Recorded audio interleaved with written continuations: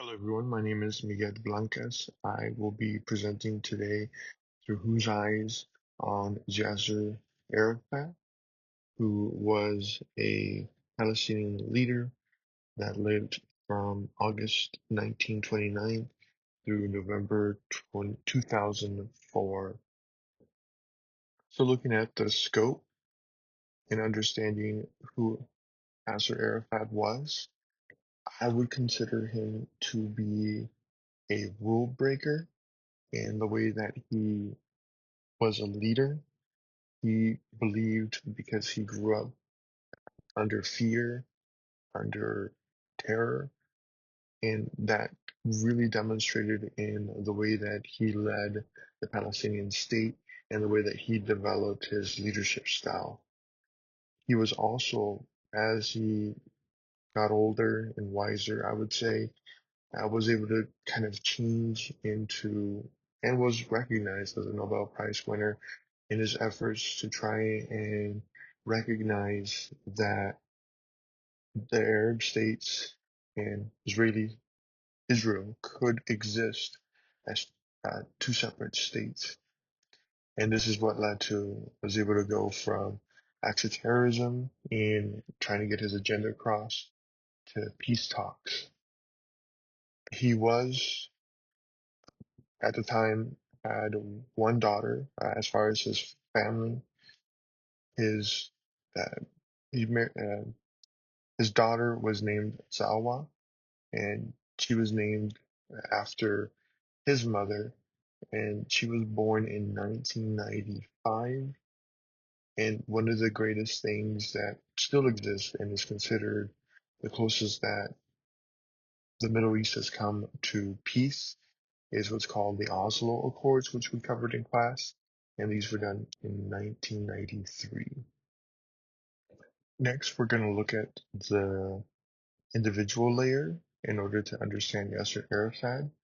He was born with the name of Mohammed Abdul Rauf Arafat al-Fatwa al-Hussein, fairly long name, and it's believed that he was born in Cairo, Egypt, although there's speculations or disputes that the Soviets were in an attempt to try and give him more credibility as he got older, that to say that he was born in Jerusalem, Gaza, and he was born August 24th in 1929.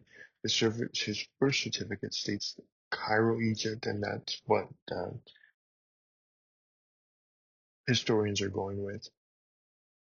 Arafat did study at the University of King Saud, and while he was there, he studied engineering. Later on, the university became known as Cairo University.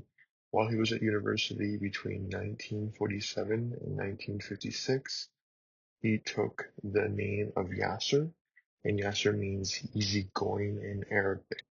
Between 1959 and 1988, Arafat was very involved with various parties within the Palestinian territories, and this influenced his kind of his use of terrorism towards getting his agenda. And in 1988, Arafat did something very important. It was a pivotal point where he renounced terrorism in support of what's quoted as the right of all parties concerned in the Middle East conflict to live in peace and security, including the state of Palestine, Israel, and other neighbors. Looking at the domestic layer of Yasser Arafat, we look at um, kind of his life before the age of 17. Arafat was smuggling arms into Palestine, which were being used against the British and Jews in combat. At the age of 19, Arafat left university to fight against the Jews in Gaza. Arabs were defeated at this time, and the state of Israel was established, and this was in 1948 in the Arab-Israeli War. In 1958, Arafat co-founded what's known as the Fatah. The Fatah was used to carry out attacks against military targets as well as Israeli civilians during quite a large period. In 1967, Arafat joined the Palestinian Liberation Organization, also known as the PLO. This is internationally recognized as the official representative of the Palestinian people in both Palestinian territories. And in 1969, he was elected as chair of the Palestinian National Council. And finally, in 1983, he moved the party's base into Tanzania. And in 1985, Arafat almost was assassinated when the Israeli Air Force used F-15s to bomb his Tunisia headquarters as part of what was known as Operation Wooden Leg, and it left about 73 people dead. And the only reason Yasser Arafat was saved was because he was out jogging that morning instead of at the headquarters. Moving on and looking at the international layer, we start with the Six-Day War of 1967, where Israel defeated the Arab territories, and this allowed Israel to increase um, its kind of footprint and moved into the West Bank, Gaza Strip. This was a win, though, for the Arafat, again increasing support, leading to Nasser Arafat being the leader of the Palestinians. In December 13th of 1968,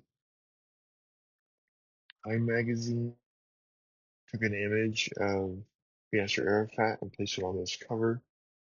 And this was really the first time that he was introduced into the world. And this led to him becoming a national hero for the Palestinian people. In February of 1969, Yahan Hamouda stepped down as the chairmanship of the PLO, and this led to Arafat being elected chairman on February 4th. In 1973, Yasser Arafat became commander-in-chief of the Palestinian Revolutionary Forces, and this just shows in how short of a period how quickly he moved among the ranks. So looking at this through my eyes, his upbringing, his mother died when he was less than 5 years old. I believe that that loss of maternal development kind of led to a lot of his lack of kind of having a more ethical compass. His father died in 1953. His lack of connection to his father, because his father, of course, being a single father, raising 7 children, was very challenging. So he moved his uh, Arafat and his brother around quite a bit. That kind of just added to his disconnect and distance to his father, and this led to Arafat not even attending his father's funeral.